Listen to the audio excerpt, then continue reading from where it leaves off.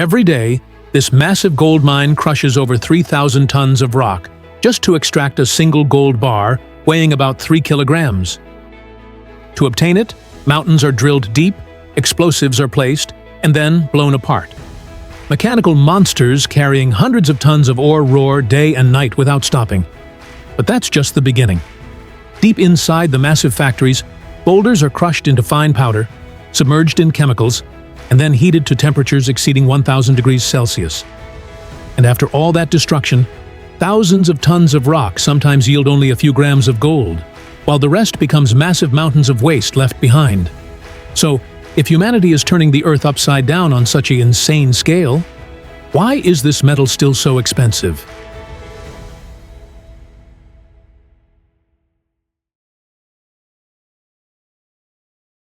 According to research by American scientists, gold was most likely formed from supernova explosions billions of years ago, even before Earth existed.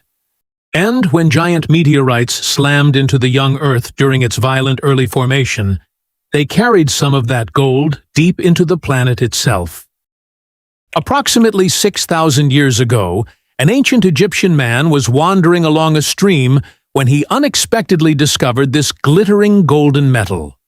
From then on, gold became popular and a valuable asset, jewelry, and symbol of power. And even to now, humanity has almost never stopped being obsessed with it. The strange thing is, gold isn't really as useful as oil, iron, or coal. But in a constantly changing world, gold is one of the few things that almost never needs to prove its value again. About 170,000 tons of gold have been mined from the Earth throughout human history. And if all that gold were compressed into a cube, each side would be about 21 meters long. The United States alone currently stores more than 8,000 tons of gold in some of the world's most secure vaults. Look back at 1970, an ounce of gold was worth exactly $35. Today, that figure has officially reached over $4,000. The paradox lies in the fact that, although the world extracts approximately 3,600 tons of new gold each year, this only accounts for about 2% of the total global supply. And during periods of economic instability and disruptions to oil supplies, gold has always been considered a safe haven, making its value virtually impossible to decrease. And to create that precious metal, humans have built enormous and extremely complex mining processes. Now, I will take you to the Newmont gold mine in Nevada, USA, to simplify how gold is produced from start to finish. Massive gold mines have been operating continuously for decades to extract this valuable resource from deep underground. Depending on the location and depth of the gold ore, mining companies typically use two main methods: open-pit mining and underground mining. Today, around 60 to 70% of the world's gold production comes from open-pit mines. This has become the most common method in modern gold mining, where enormous excavators, ultra-heavy haul trucks, and advanced geological technologies are used to locate ore deposits, remove massive amounts of rock, and maximize the value of every gram of gold recovered. The open-pit gold mining process begins by removing everything above the ore body.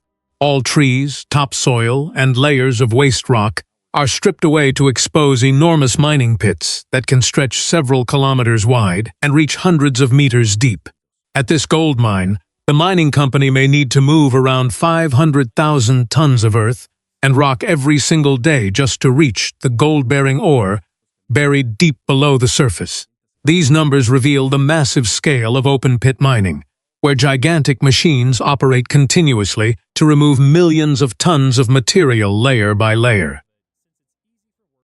Next, drilling machines create deep holes in the ground, usually ranging from around 9 to more than 20 meters deep. Massive drilling rigs mounted on heavy-duty trucks, covered with hydraulic lines, drive steel pipes straight into the solid rock with tremendous power and precision. These drill holes are then packed with explosives to break apart the hard rock layers below. Technicians carefully place detonators into each position, and a single blast zone alone can contain anywhere from 50 to 100 separate explosive points, all connected and timed with near-perfect accuracy. When the blasting sequence begins, the entire explosive charge detonates almost simultaneously. The massive explosion shakes the entire area, sending thick clouds of dust and smoke high into the sky. The force is powerful enough to rip apart an entire section of a mountainside, shattering huge rock formations into thousands of smaller pieces, making the later stages of collecting and extracting the gold much easier. After the ore is broken up, giant hydraulic excavators begin working incessantly to load hundreds of tons of rock and ore onto specialized mining trucks. Each giant excavator bucket can lift tens of tons of material in a single pass, then dump it all into the truck bed with slow but incredibly powerful movements, creating crashing sounds that shake the entire mining area.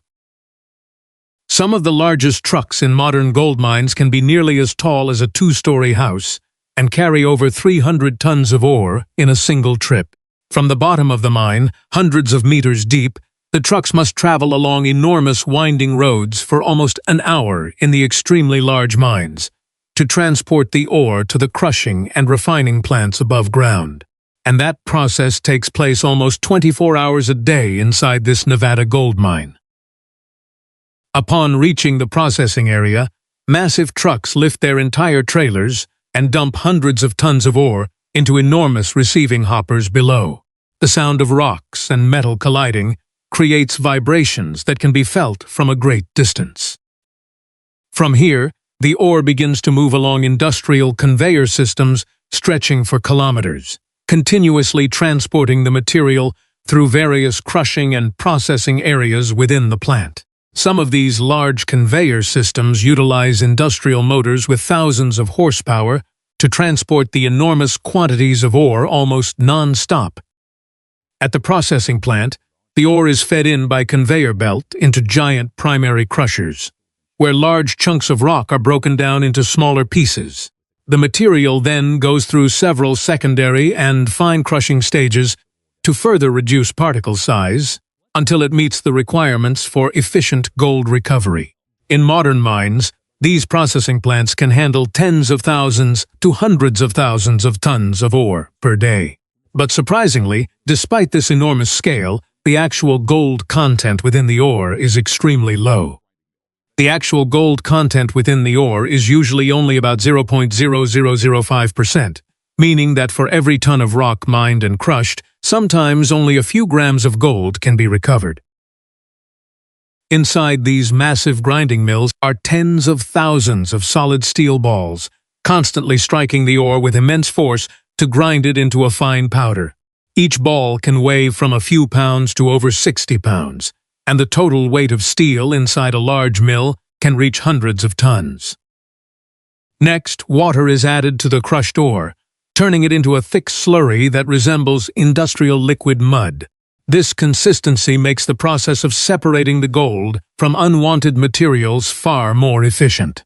The mixture is then transported through conveyor systems and industrial pipelines to massive outdoor processing tanks.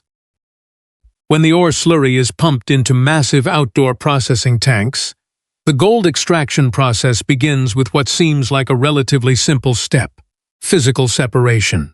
After that, chemicals such as cyanide are added to dissolve the remaining gold trapped inside the ore, allowing it to separate from the surrounding impurities. The gold-bearing solution is then pumped into electrolysis tanks, where a stable direct electric current continuously flows through the entire system. Inside the tanks, gold ions gradually move toward the negative electrode and slowly build up into a solid layer of metal on the surface.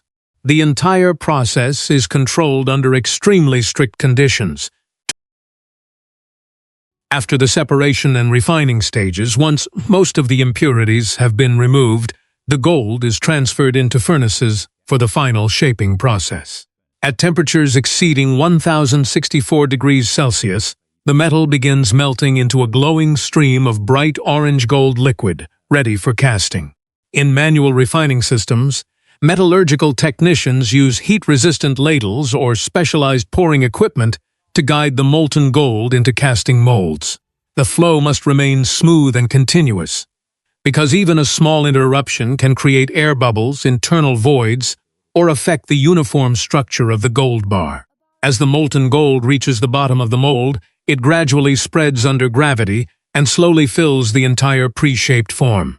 In modern refining facilities, most of this process is now almost fully automated.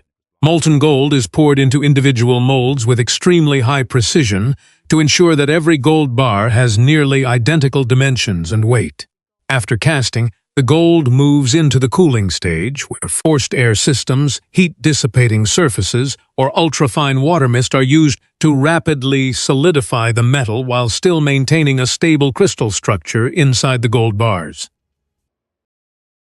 The gold bars gradually begin taking shape as the molten metal is poured into casting molds and left to cool slowly in the open air.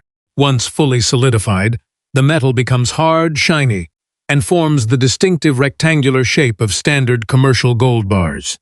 Next, each gold bar is placed onto high-precision weighing systems to determine its final mass. On average, a gold bar can weigh between around 1 and 2 kilograms, with a purity level reaching approximately 99.99%. The gold bars then undergo a further cleaning process using a mild acid solution.